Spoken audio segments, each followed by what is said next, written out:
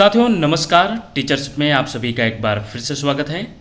साथियों आज के इस वीडियो में गणित शिक्षण के इस वीडियो में मुख्यतः दो बिंदुओं पर बात करने वाले हैं और यह बिंदुएं जो है प्रतीक एवं एल्गोरिथ्म और दूसरा है सत्यता की कसौटी। याद रखिएगा साथियों, दोनों बहुत ही महत्वपूर्ण बिंदु हैं। देखा जाए तो सीजी और शिक्षक भर्ती में इससे क्वेश्चन जो है लगातार देखने को मिला है, जिससे हम इस वीडियो में जो एमसीक्यू बना है, महत्वपूर्ण वस्तुनिष्ठ प्रश्न बना है, उसे हम आगे देखेंगे भी। पहले हम कॉन्सेप्ट देखेंगे। तो कॉन्सेप्ट में पहला बिंदु है प्रतीक एवं एल्गोरिथ्म, और प्रतीक एवं एल्गोरिथ्म में पहला देखेंगे एल्गोरिथ्म। साथियों एल्गोरिथ्म का जो की पॉइंट रहेगा, कभी कभी की पॉइंट से भी क्वेश्चन बनता है, तो निश्चित रूप से एल्गोरिथ्म को मैथमेटिकल रेसिपी के नाम से भी जाना जाता है, चरण दर चरण प्रक्रिया कहते हैं, निर्देशों का सेट कहते हैं, या इसी को ब्लूप्रिंट के नाम से भी जाना जाता है। याद रखिएगा साथियों, ये बहुत ही महत्वपूर्ण पॉइंट हो सकता है एल्गोरिथ्म। आइए अब एल्गोरिथ्म को हम और अच्छे से समझते हैं। किसी सवाल को हल करने के लिए एक विशेष क्रम में लागू की जाने वाली चरणों की श्रृंखला ही एल्गोरिथ्म कहलाती है। याद रखिएगा, किसी भी हम सवाल को हल करते हैं तो हम एक विशेष क्रम अपनाते हैं, नियम अपनाते हैं, जो चरणों की श्रृंखला होती है, इसे ही एल्गोरिथ्म कहते हैं। आगे देखते हैं। सरल शब्दों में एक एल्गोरिथ्म किसी प्रक्रिया के लिए निर्देशों का एक सेट है। एक एल्गोरिथ्म को किसी प्रक्रिया के लिए एक ब्लूप्रिंट या रेसिपी के रूप में भी सोचा जा सकता है, जो उसे सभी प्रकार के सभी जो प्रक्रियाओं के लिए काम करता है, उसी प्रकार का जो सभी प्रक्रियाएं होती है वो सभी के लिए काम करे। ऐसा हम मतलब एक चरणों की श्रृंखला हो, जो यदि हम किसी कॉन्सेप्ट के लिए लागू कर रहे हैं तो उसी प्रकार के सैकड़ों हजारों सवाल, किसी भी सवाल को उठा लें तो वही प्रक्रियाओं से गुजरना पड़े, यही जो है एल्गोरिथ्म कहलाता है। इसलिए यहाँ पर बोला गया है उसी प्रकार की सभी प्रक्रियाओं के लिए यह काम करता है। आइए जैसे कि हमने उदाहरण पहला देखते हैं, मानक जोड़ का एल्गोरिथ्म। अर्थात हमें बच्चों को जोड़ना सिखाना है तो किन किन जो स्टेप्स को फॉलो करना है, और यही स्टेप्स को हमेशा फॉलो किया जाता है कोई भी जोड़ का सवाल हल करने के लिए। तो निश्चित रूप से पहला जो स्टेप होगा, संख्याओं को मिलान वाले स्थानीय मानों के साथ लंबवत पंक्तिबद्ध करें। दूसरा देखते हैं साझा स्थानीय मान कॉलम के साथ संख्याएं जोड़ें। तीसरा देखते हैं प्रत्येक स्थानीय मान का योग प्रत्येक स्थानीय मान कॉलम के नीचे लिखें। और चौथा जो स्टेप है, यदि स्थानीय मान कॉलम का योग 9 से अधिक है तो दहाई के अंक को बाईं ओर अगले कॉलम में ले जाएं। और पांचवा स्टेप है, एक बार सभी स्थानीय मान कॉलम जोड़ दिए जाने के बाद जोड़ पूरा हो जाता है और एल्गोरिथ्म समाप्त हो जाता है। ये रही जोड़ का एल्गोरिथ्म। आइए जो जोड़ का एल्गोरिथ्म के हिसाब से जो जोड़ने का अर्थात पहले कॉलम में जमाया जाता है, पहला जो स्टेप है देखे हैं, तो इसके हिसाब से इकाई के नीचे इकाई, दहाई के नीचे दहाई, सैकड़ा के नीचे सैकड़ा, इस प्रकार कॉलम में जमाया जाता है। फिर इस प्रकार मतलब पूरे ऊपर का जो पांचों स्टेप का फॉलो करके हम इस प्रकार जोड़ना सीखते हैं या सिखाते हैं बच्चों को। ध्यान दें कि संख्याएं स्थानीय मानों के साथ लंबवत रूप से संरेखित हैं। फिर प्रत्येक स्थानीय मान कॉलम जोड़ा जाता है और परिणाम क्षैतिज रेखा के नीचे लिखा जाता है। इस प्रकार ये रही जोड़ का एल्गोरिथ्म। साथियों इसी प्रकार के जो हर एक जैसे गुणा का, घटाव का, कोई भी हम गणितीय संक्रियाएं सीखते हैं या सिखाते हैं, उसका एक निश्चित एल्गोरिथ्म होता है, और वह एल्गोरिथ्म अपना के ही जो है किसी भी सवाल को हल किया जाता है, और वो निश्चित रूप से सार्वभौम होता है। देखा जाए तो यदि हम घटाने का एल्गोरिथ्म सीख जाते हैं तो वो कोई भी सवाल के लिए वही एल्गोरिथ्म अपना के हम उसे बना सकते हैं, और किसी भी संक्रिया के लिए अर्थात देखा जाए तो अलग अलग जो कॉन्सेप्ट है, अलग अलग जोड़, गुणा, भाग, घटाव, ये सब जितने भी गणितीय मतलब कॉन्सेप्ट आते हैं, सभी का एक निश्चित रूप से यूनिक एल्गोरिथ्म होता है। तो साथियों चलिए एल्गोरिथ्म को देखने के बाद जो दूसरा पॉइंट है प्रतीक एवं एल्गोरिथ्म में, तो एल्गोरिथ्म को हम अभी पहले समझे हैं, अब हम प्रतीक को देखेंगे। तो प्रतीक का अर्थ होता है चिन्ह या निशान। ऐसी आकृति जो गणितीय संक्रियाओं को मूर्त रूप प्रदान करती है प्रतीक कहलाती है। याद रखिएगा साथियों, गणितीय संक्रियाओं को मूर्त प्रदान करने वाला जो आकृतियां होती हैं उसे हम प्रतीक कहते हैं।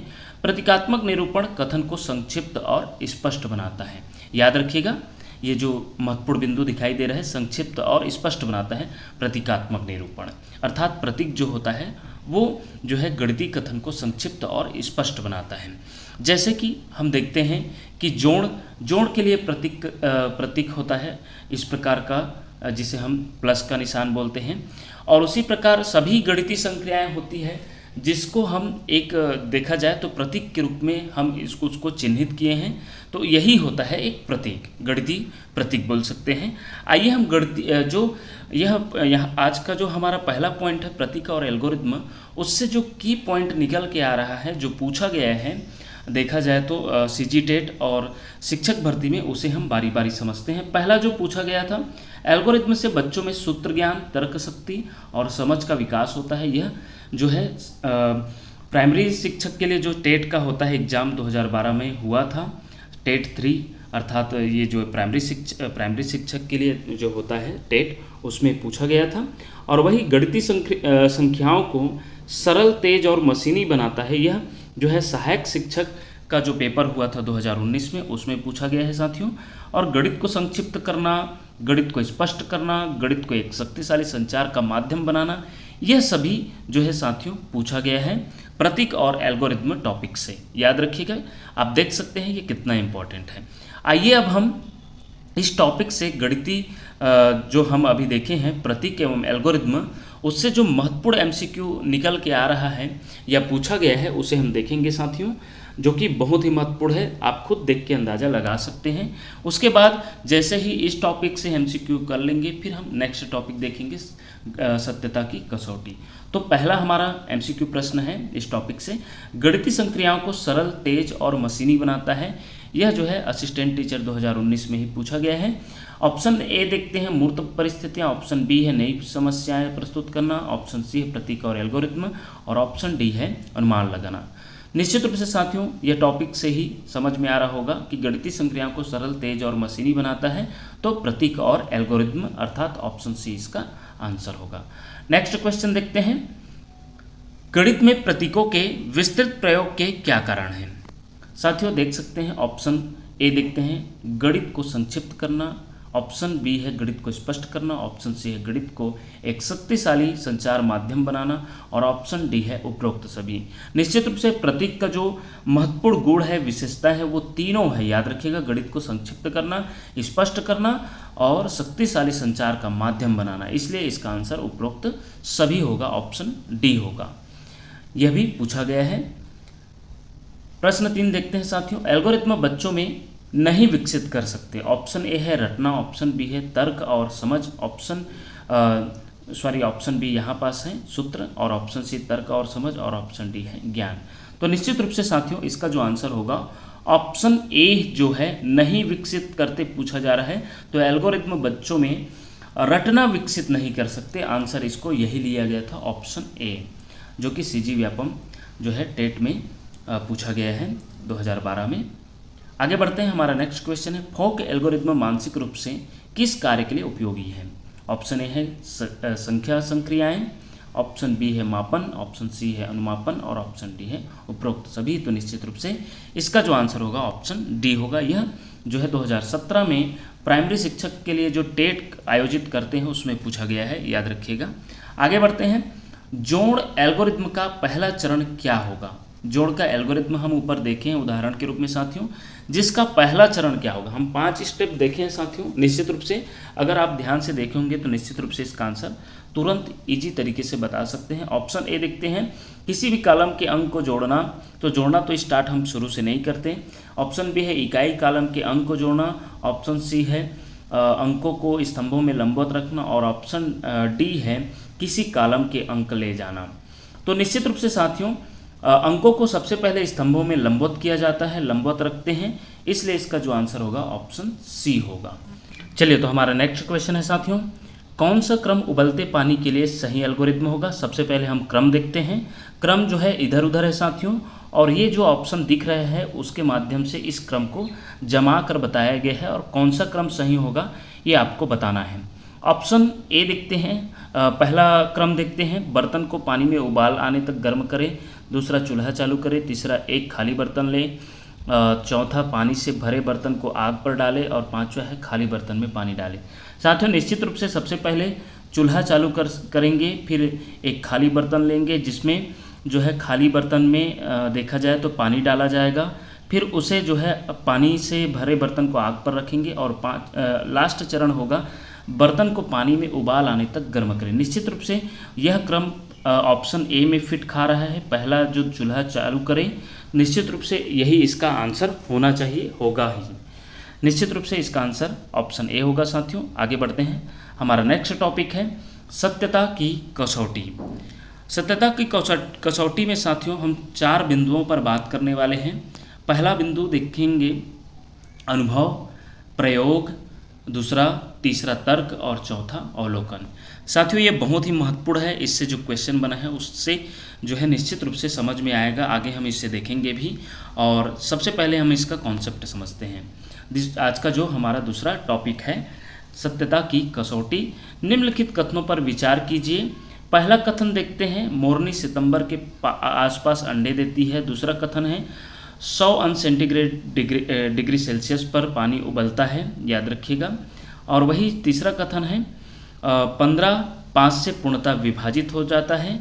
और चौथा कथन है यदि आप 2 विषम संख्याओं को जोड़ें तो परिणाम हमेशा एक सम संख्या होता है। साथियों इन जो चारों बिंदुओं हैं, चार इसमें जो पॉइंट दिख रहा है, मोरनी सितंबर के आसपास अंडे देती है, पानी 100 अंश डिग्री सेल्सियस पर उबलता है, तीसरा 15 5 से पूर्णतः विभाजित होता है, और चौथा यदि आप 2 विषम संख्याओं को जोड़ें तो परिणाम हमेशा एक सम संख्या होता है। इसे जानेंगे कि यह कौन कौन सा जो अभी 4 बिंदु देखें सत्यता की कसौटी में, अनुभव, प्रयोग, तर्क और अवलोकन, यह कौन कौन सा इसमें फिट होता है, और आगे प्रश्न भी देखेंगे।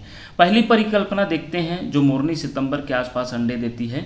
तो पहली परिकल्पना में साथियों देखा जाए तो यह जांच केवल अनुभविक तरीके से की जा सकती है, अर्थात अनुभव से पता लगाया जा सकता है पहले कथन को कि मोरनी केवल सितंबर महीने में ही अंडे देती है। अर्थात हमें मोरनियों को देखना होगा और पता लगाना होगा कि वे कब अंडे देती है। यदि हम बहुत सी मोरनियों को देखें और यह पाएं कि उनमें से लगभग सब सितंबर के आसपास अंडे देती है तो हम कह सकते हैं कि मोरनियाँ सितंबर के आसपास अंडे देती हैं। अगर कुछ इक्के दुक्के उदाहरण ऐसे भी हो जो इस नियम का पालन नहीं करते तो तब भी हम आनुभाविक नियम को ही मान्य रखेंगे। निश्चित रूप से देखा जाए साथियों कि हम बहुत से मोरनियों को सितंबर माह में अंडे देते देखेंगे तो हम एक नियम बना लेते हैं कि यह आगमन सिद्धांत पर भी काम करता है। तो निश्चित रूप से यह जो कथन है वो आनुभविक तरीके से हम बता सकते हैं।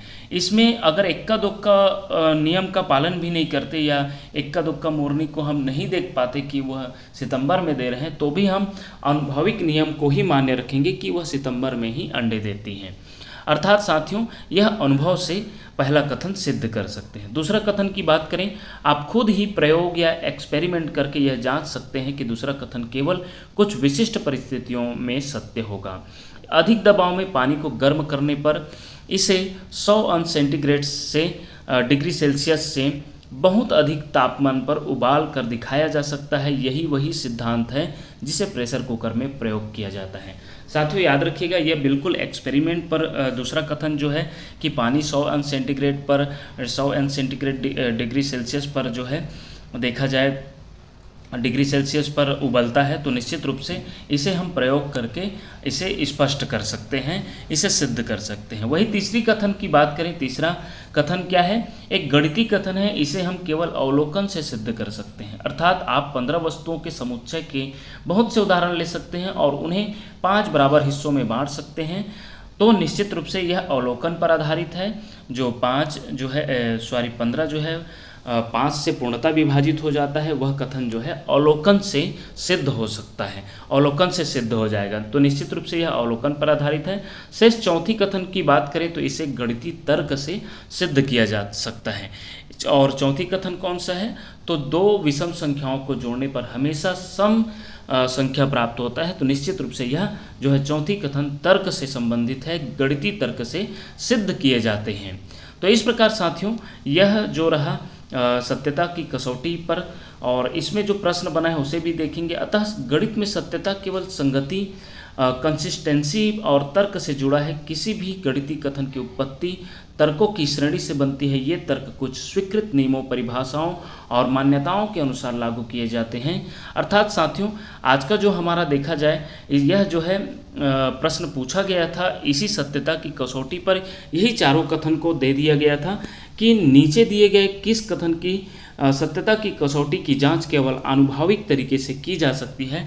तो निश्चित रूप से ऑप्शन देखने पर समझ में आ रहा होगा कि मोरनी सितंबर के आसपास अंडे देती है। इसे हमने अनुभव तरीका से जाना है, अभी हम ऊपर कॉन्सेप्ट देखे भी हैं, इसलिए इसका जो आंसर होगा ऑप्शन बी होगा। इस प्रकार साथियों, आज का जो टॉपिक रहा, देखा जाए, पहला टॉपिक प्रतीक एवं एल्गोरिथम और दूसरा टॉपिक जो है सत्यता की कसौटी। भले ही छोटा छोटा टॉपिक है लेकिन बहुत ही महत्वपूर्ण है साथियों। यह जो है देखा जाए बहुत ही महत्वपूर्ण है। लगातार देखा जाए तो प्रश्न बना है। यह सीजी व्यापम असिस्टेंट टीचर के लिए 2019 में पूछा गया प्रश्न है। और देखा जाए तो पानी 100 अंश सेंटीग्रेड पर उबलता है, सेल्सियस पर उबलता है, तो प्रयोग से मोरनी सितंबर के आसपास अंडे देती है अनुभविक तरीके से। और 12 4 से पूर्णतः विभाजित हो जाता है, या 15 5 से पूर्णतः विभाजित होते हैं, या अवलोकन पर आधारित है। और वही दो विषम संख्याओं का योग हमेशा सम संख्या होता है, यह गणितीय तर्क पर। इस प्रकार साथियों, इसी प्रकार के बहुत ही महत्वपूर्ण वीडियो देखने के लिए देखते रहिए आपका अपना चैनल टीचरशिप। धन्यवाद साथियों।